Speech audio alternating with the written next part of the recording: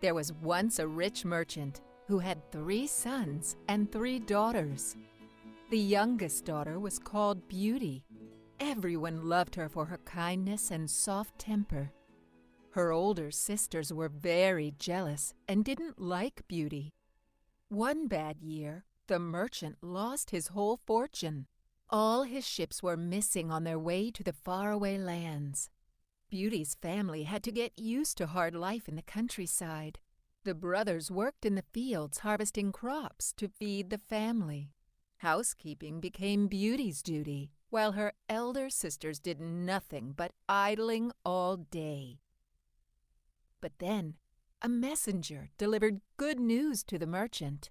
A vessel, on board of which he had effects, was found and arrived safe. The merchant began to get ready to drive into town on business. "Well, dear daughters, what shall I bring you from town?" The elder sisters were right there. Get us new gowns made of silks and damask, Father, and gemstone jewelry to wear with them. "And I want you to bring me a red rose if you get a chance, Father," the youngest daughter asked modestly. The merchant sold goods in town, paid his debts with the money, and went off penniless.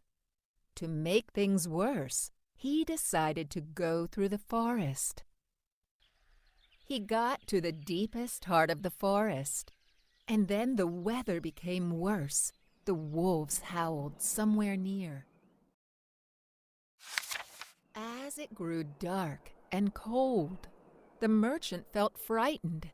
Suddenly, he saw a glint of light at a distance.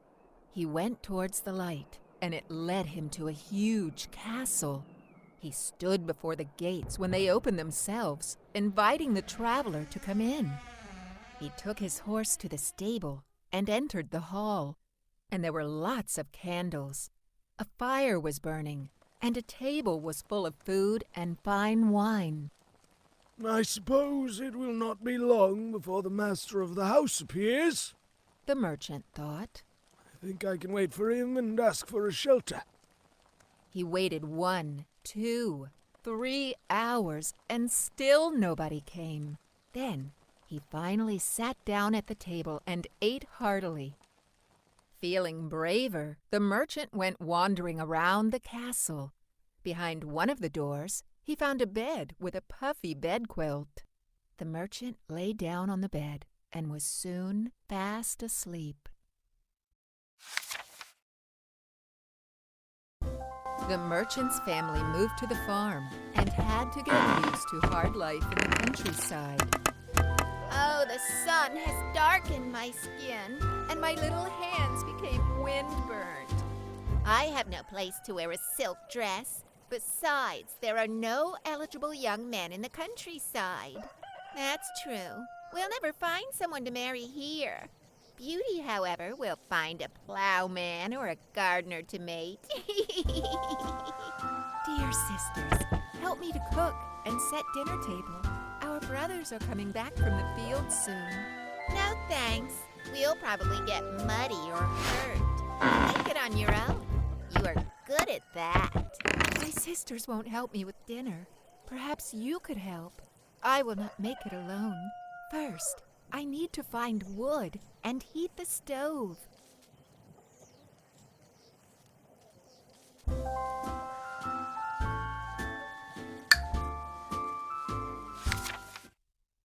The next morning, the sweet smell of fresh rolls woke the merchant up. He looked at a table and saw a magnificent breakfast there, and new clothes were waiting for him at the head of the bed. "Thank you, good wizard," he shouted.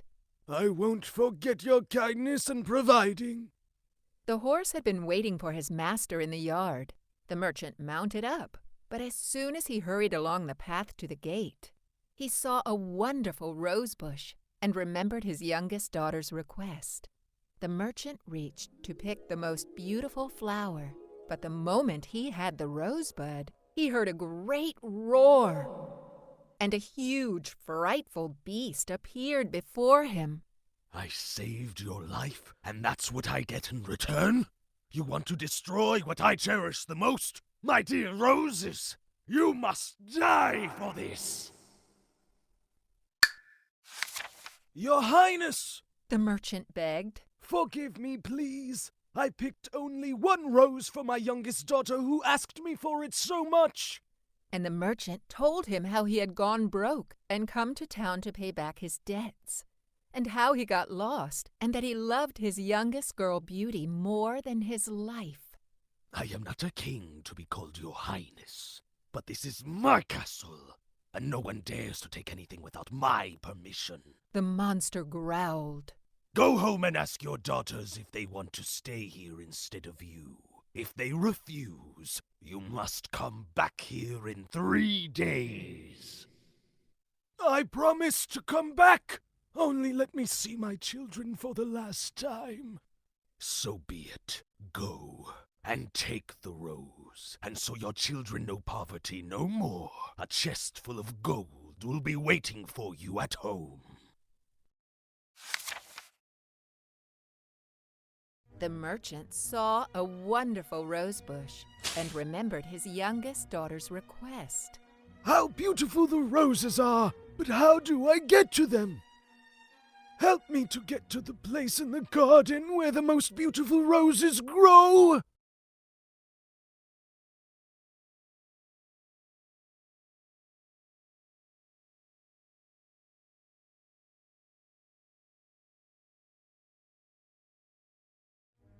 Hooray!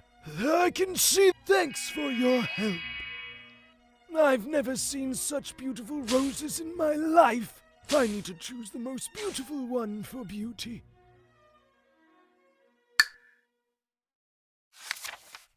The merchant got home before dark. The merchant gave the rose to Beauty and said, I paid a high price for it, but I don't regret it. After he described his misfortune, the sisters were down upon Beauty. This is your fault. If not for you, Father would not have to die. Cheer up, sisters, Beauty replied. Beast said that I can stay with him instead of our father, and I will be happy to do it. No, The brothers replied to her words. we will go there and kill Beast. No, The merchant said. I will go myself. I am old and you have your life before you. Besides, I am not afraid of him. After all, he hosted me like a prince and gave me gold. I was wrong to touch what was not mine. I am only sad that I have to leave you on your own, my dear children. No, Father, I will never forgive myself if you die because of me, Beauty said. As for the chest with the gold, let it be my sister's dowry. And Beauty set out on her journey.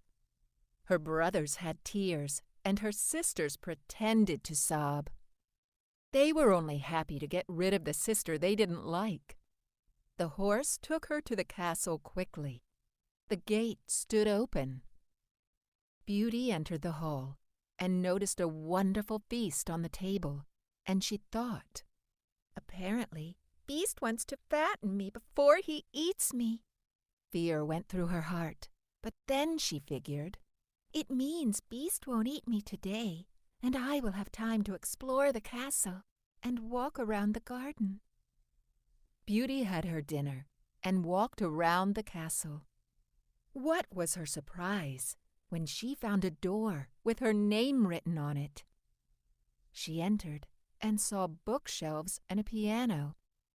A mirror was lying on the table, and it had, "I do as Beauty wishes," written on its handle.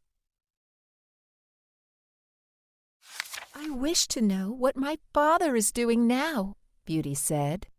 She looked at the mirror and saw her sad father sitting on the porch.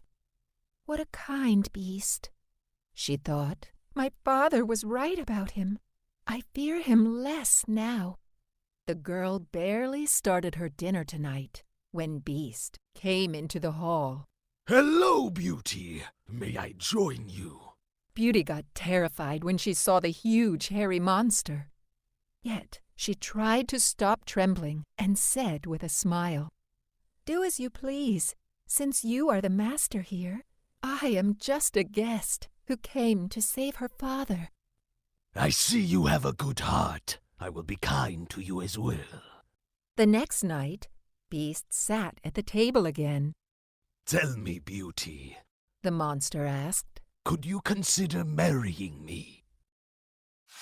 She took some time before she dared to answer, for she was afraid of making him angry if she refused.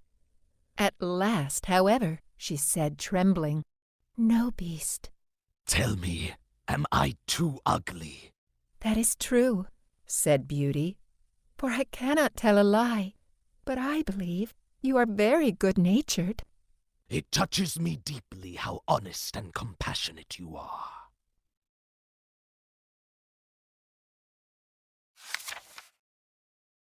The Beast's castle was very large, and Beauty decided to look around.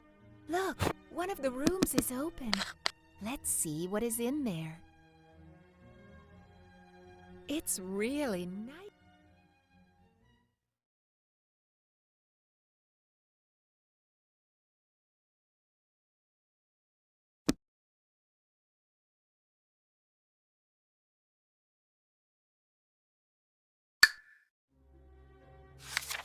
Three months passed.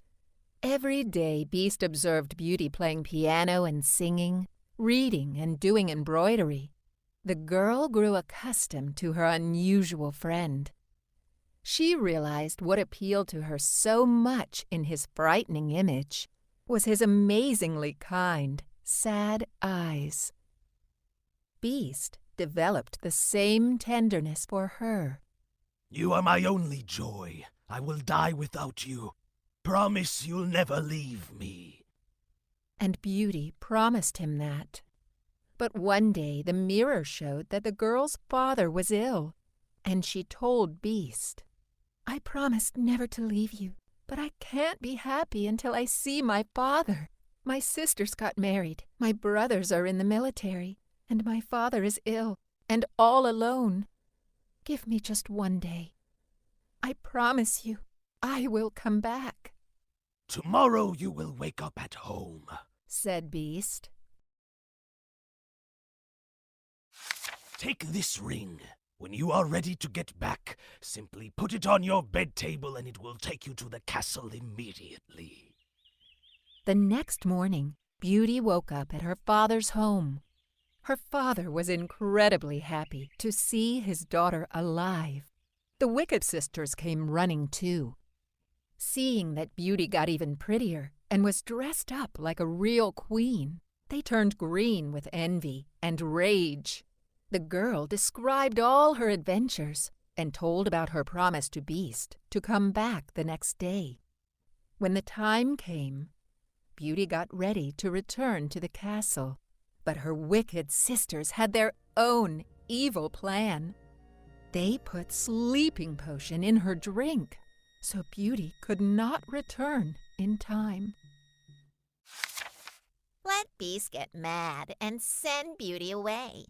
Does she really deserve to live like a queen? Let her go back to the farm to take care of chickens and pigs. That is the right place for her. Beauty drank the potion and immediately fell asleep. She had a dream about Beast lying on the grass, dying. The poor girl woke up horrified, put the ring on the table, and came to herself in the castle.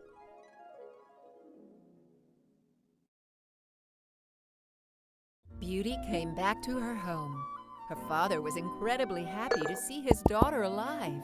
The wicked sisters came running too. Beauty, it is so good to have you home again. "I am not staying long, Father. I promise to get back to the castle tonight. Otherwise the Beast will die of loneliness." I have a potion that will make Beauty asleep for 3 days. Beauty, I made you tea. Have some. Thank you, sister. We are happy to see you, daughter. We feared that the beast killed you. The Beast is kind to me. I live in his castle like a queen, walking around in the wonderful garden. I don't feel well. Perhaps taking a nap will help. We need to wake up Beauty so she can hurry back to the castle. Keep the arrow in the green area until the magic happens.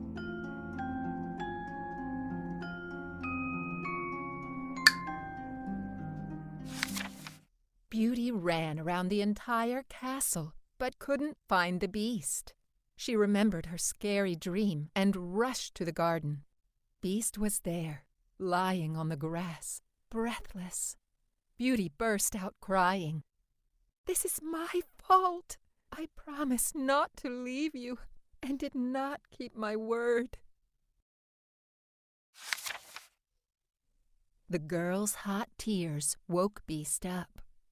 Beast opened his eyes and said to Beauty, You forgot your promise. I was so afflicted for having lost you that I resolved to starve myself. But since I have the happiness of seeing you once more, I die satisfied. "No, dear Beast," said Beauty. "You must not die. Live to be my husband." She had hardly spoken the words as the castle was illuminated with bright light. Music came from all over, and a handsome prince was on the grass instead of Beast. "But where is Beast?" Beauty exclaimed. That is me. The prince said. A wicked fairy had condemned me to remain under that shape until a beautiful virgin should consent to marry me. I love you, Beauty, and I ask you to become my wife.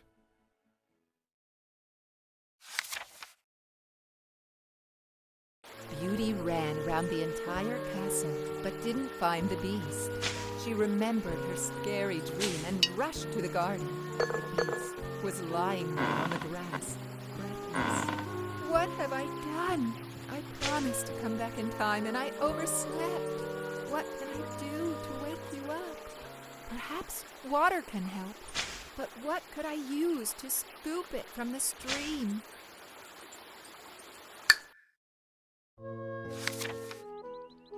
Beauty gave him her hand, and they walked to the castle. Her whole family was waiting for them there. Prince and Beauty got married and lived happily ever after. Thank you for wearing